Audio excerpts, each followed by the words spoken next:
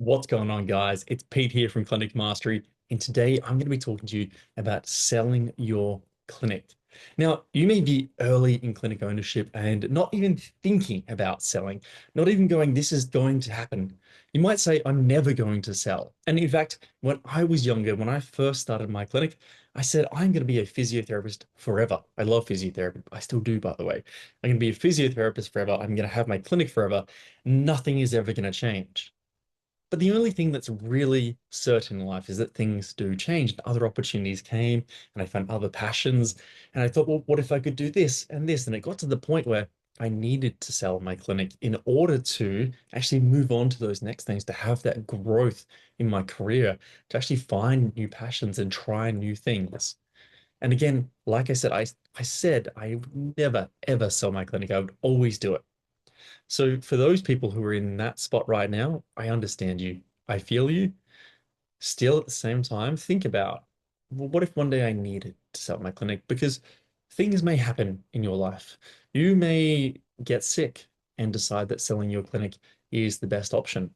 You may decide that you want to move away, you want to go live somewhere else, and selling your clinic becomes the option that you want to take with that rather than just closing it. You may decide you want to retire one day, and so selling your clinic is a better option than closing it.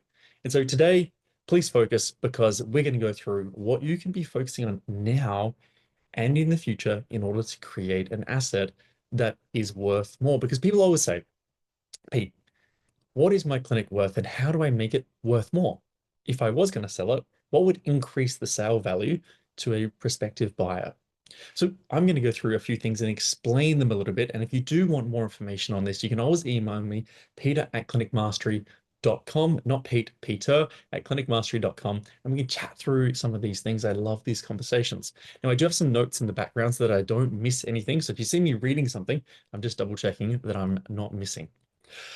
So the first thing, when someone is buying a business, the person who's buying the business should be looking to buy predictability of future income. And so if we've got a physiotherapy business or a healthcare business, sorry, I always say physio, being a physio myself. If we have a healthcare business and that healthcare business generates $500,000 profit per year, and someone says, I want to buy this for $2 million, so four times multiple of profit, I'll pay you four times what that'll take. What they're saying is that I'm looking at buying the future earnings of it maintaining $500,000 per year. So in 4 years, I've made my money back. And then after that, it's generating profit. Like at the baseline level, that's the thought process. Now, at a higher level, the person's going, I believe I can increase that income. Okay. I believe I can take that from 500 to 550 to 600, etc. And it's going to be a good deal because for someone to want to buy something, someone to want to sell something, both parties have to feel like it's a good deal or be a distressed seller or distressed uh, in that position where they need to let go of it. So predictability of future income. And so when a buyer looks at your business, and by the way, this is why everything's a subscription these days. Bloody hell.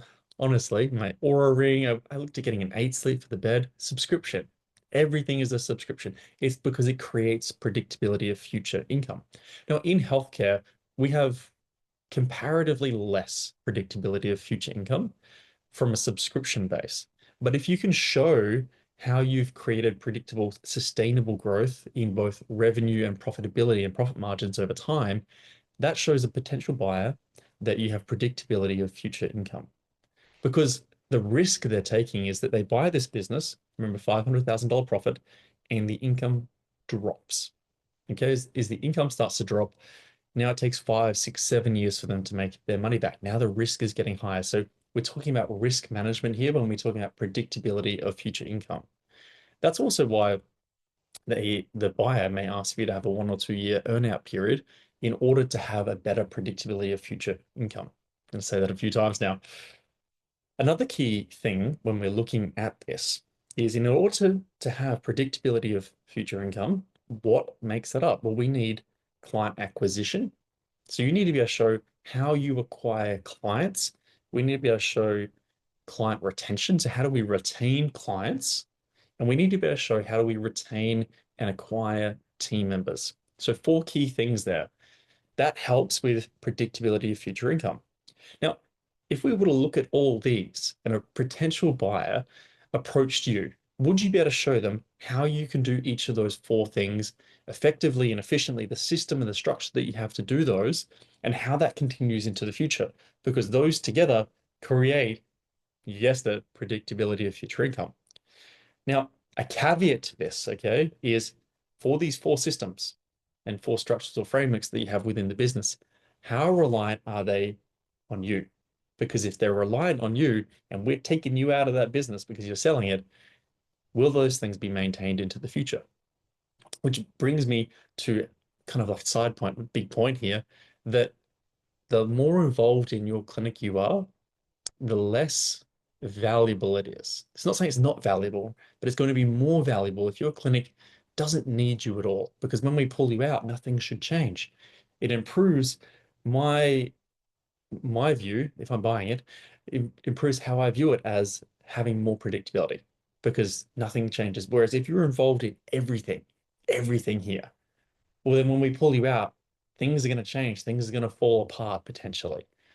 Okay, so those four things we need to think about. How do we take you out of that? How do we build someone else into those roles so that when someone buys that business, they can just plug and play. They don't actually even have to replace that. Nothing changes. If nothing changes, predictability increases. So a bit of word vomit there, but hopefully you can start to think about, well, if I'm looking to potentially one day sell my business, how do I address those four key factors? How do I address them without being reliant on me as the business owner? And then how could I show this to a potential buyer one day? Another thing that is important when we're looking at the business sale value is the direction that it's been going in the past, let's say 3 to 4 years. Because let's say a business that has, we'll talk revenue and then we'll talk profit. Let's say a business that has 3 mil revenue. Now, how would you view this business if it was over the past 3 years, 2.5, and then 3 mil rev versus 6, 4, 3? Okay. Two businesses, same revenue, but they're going different ways. I hope you can see what's happening here. You want to show a trajectory that's improving, increasing, or stable. You don't want something that's decreasing because when we think of predictability of future income, we're predicting it's going to go down. And it's the same with our profit. So we want to make sure that our net profit is moving in the right direction. That's important too over time. And profit margin itself, this is something that people do get a little bit hung up on, doesn't necessarily have to increase. Now, what I mean by this is if you go from a 3 mil rev, and let's say you're at a 20% profit margin, and then you hit a 5 mil rev and you're at 18%, is that a bad thing? No, you've increased the overall profit, the net profit that the business is producing, and that 2 or 3% extra towards OPEX or whatever it may be would probably be because you've expanded the business and you need different layers of management, different layers of leadership in order to run that. It could be higher advertising costs, whatever it may be. But we're really looking at net profit here. Now that if there's a drastic difference, then potentially we would have a look at what is causing that, and we'd have to look at how we can explain that. But seeing that gross margin or that net margin drop a bit as you scale, as long as the overall net profit is seeing substantial increases, is not necessarily a bad thing. Another key thing to think about is team tenure. So how long have your team been there? What is the churn of team? So if we look at your, let's go admin team and practitioner team, we would split those up and go, for each of these, what is the tenure? What is the churn? How long do people last?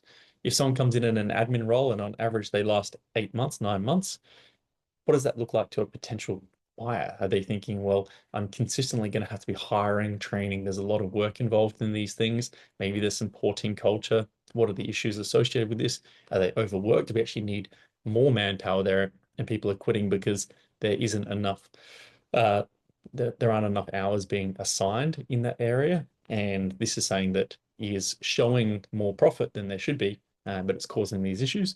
And the same thing, we could be looking at the practitioners and going, if practitioners aren't lasting a long time, then it creates instability within the business, instability within clients. There's a lot of work to work with a practitioner in the first 1 to 2 years to get them up to the standard. Once practitioners have been with you 3 years plus, they become amazing, high-performing team members that need very little work comparatively to someone in their first 1 to 2 years. So these are all things that a buyer will be looking at. And these are things that improve the value of the business. If you are buying a business and the team, 90% of the team have been there for a long time and they haven't moved, that to me says this is great team culture. They've built this well. You're not going to have to come in and do heaps of things in order to change and improve the culture, improve the recruiting and retention. The next one, and this is an interesting one, employee versus contractor. So what model do you work on as a business? Because if you have a contractor model, let's be real here. Are they lawfully engaged? No. And so when a buyer comes in, that's going to be a risk. There is a risk that they would be buying into that if these contractors had an issue at some point in the future and they went to Fair Work or they took it a little bit further, what is the chance that you could be up for annual leave, sick leave, liabilities that may have not been paid in the past as a buyer? So that presents a huge risk. And it's actually very, very hard to sell when you don't have your employees or sorry, your team lawfully engaged. And that is something that buyers are looking at. Heads up on that one. So we want to make sure that everyone is an employee, that they're all lawfully engaged with the business in the correct way. Now, what that has meant for some businesses that we've worked with that have had the decision to sell is we've extended the time period from now to selling in order to actually go through and work through going from becoming a team of contractors to a team of employees. And it's not easy. It takes time, it takes planning. You will most likely lose 1 or 2 practitioners as you're doing this, but that's okay. You have to look at the bigger picture here.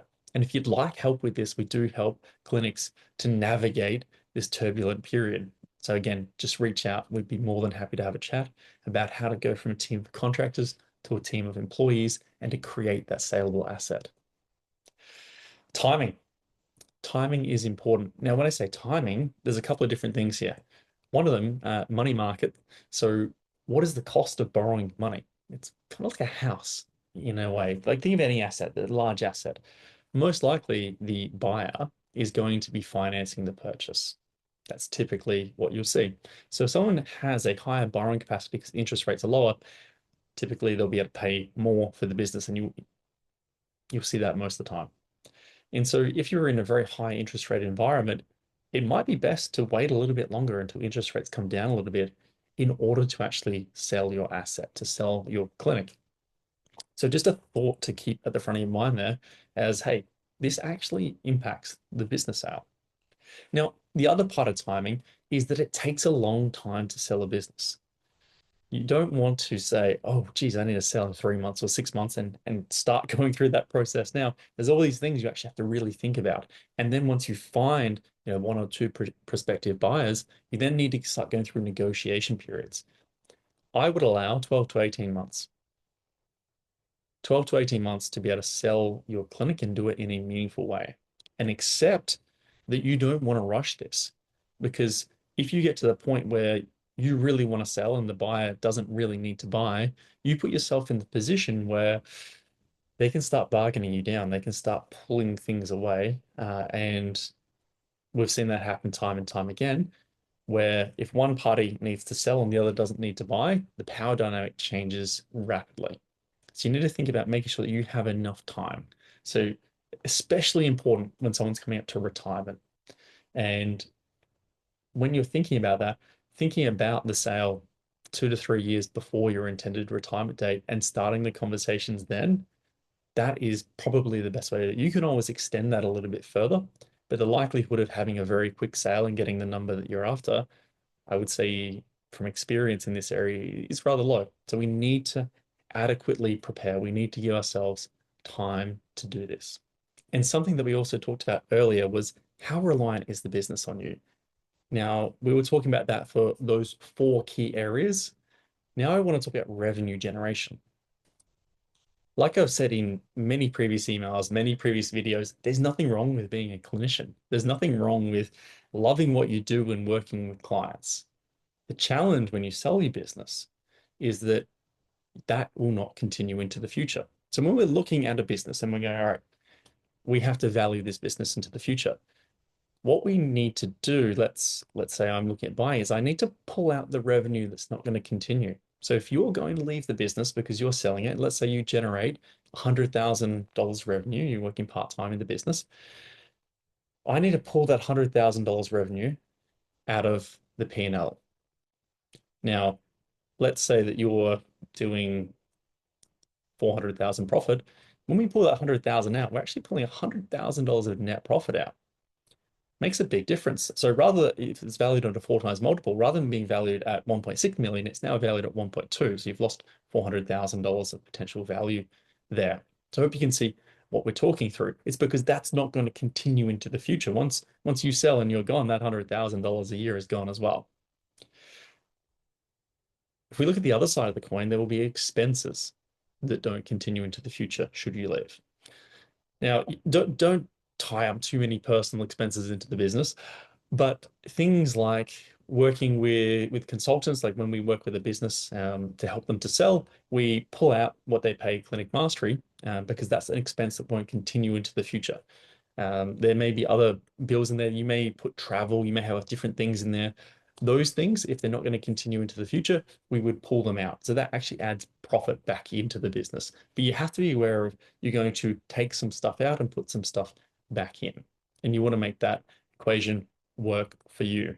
So just keep that in mind, especially if you are someone who generates a lot of the revenue in the business, that when it comes time to value this, the prospective buyer, if you're not going to stay on as a team member and as a clinician, is just going to pick that up and just rip it out. And then that can have a drastic effect. And I've seen that all too often. And it's just being aware of that and planning for that. Another thing to consider, and this isn't necessarily your business sale value, but it's looking at what do you get from the sale, is how is your business held? Is your business a company? Now, hopefully your business is a company, especially if you're looking at selling it. And then you want to look at how are the shares held. They're held in a family trust, an investment company. What's a different way you and your accountant have set that up? Because it may be that how it's set up now is not the best way to have it set up to sell it to minimize the tax that you're going to pay on it. So when we're thinking about selling the business, maybe 3, 4, 5 years prior, you may want to have a discussion with your accountant around, do we actually need to change any of the entities, any of the structures behind the scenes in order to maximize the amount that we get from the sale value and minimize the amount that we're paying to Albo at the moment. So that's something to consider. With that, an important part of that is capital gains. And based on current laws around capital gains tax, you then have to hold it in that new asset for 12 months to get the capital gains discount. So these are all things to be considering. So you need to be talking with your accountant. They need to be experienced in selling a business, and you need to understand the structures which hold it, how it's held, what are the implications for tax, what potentially are better structures, what would be the cost, the time involved in doing that, how long would you need to hold it in those structures in order to then have the best potential outcome. And lastly, one extra thing to remember is what happens next. Let's say you have a business and it's making, we'll go back to the $500,000 a year. It's not reliant on you. So you could sell that for, let's say, 4 times multiple, 2 million. Let's also assume, we're going to make a few assumptions here, that you're going to get a 50% discount and you're going to get a second 50% discount. So you're going to pay tax on $500,000 and you're going to max out the fact that you can put $500,000 from a business sale into super. Okay, this is just a bit of an example here. Now, in this example, you've paid zero tax on that $2 million sale. So high five, love it. What we then look at now is going, we have $1.5 million, but you can't, in this, we said physio clinic, you can't go and work as a physio. You have restraints probably for 2 or 3 years to working as a physio, opening a physio clinic, etc. So what is your plan? If you were to invest that 1.5 mil, let's say you went and invested that in an index fund and you got a 10% return. Okay, or let's say you had some kind of annuity, you were getting a 10% cash on cash return, you get $150,000 a year return on that. Now, you've gone from having $500,000 a year to now $150,000 a year. You can't go and work as a physiotherapist. So what is the plan? So these are some key things that sometimes people don't think about. They go, well, I'll sell and then I can just go work as a sole trader. It doesn't often work that way. You need a plan for what's next. And that 1.5 sitting there may not be life-changing money. That is what you could live off. Maybe you want to pay off your house. Then what's left from that? So we really have to think about what's coming next and not just what we're doing right now. Because for a lot of people, the best investment they're going to make is in their business, because that's the thing that's going to return the highest percentage. It also may have more risk associated with it, but it's going to return the highest percentage. It's seldom that you're going to go find something else you can invest that money in and get a better return than what you were getting on your business. So something to think about there. All right, my friends, this has been good fun. I hope you learned a few things. If you do have any questions, chuck them in the comments below. Love to hear your thoughts. If you're thinking about selling, if you want to know more about any of the different things we've talked about, or things that I haven't mentioned today that are on your mind, like I said, email me, peter@clinicmastery.com. I'd love to help you. I'd love to talk through these things, and I will see you in the next video.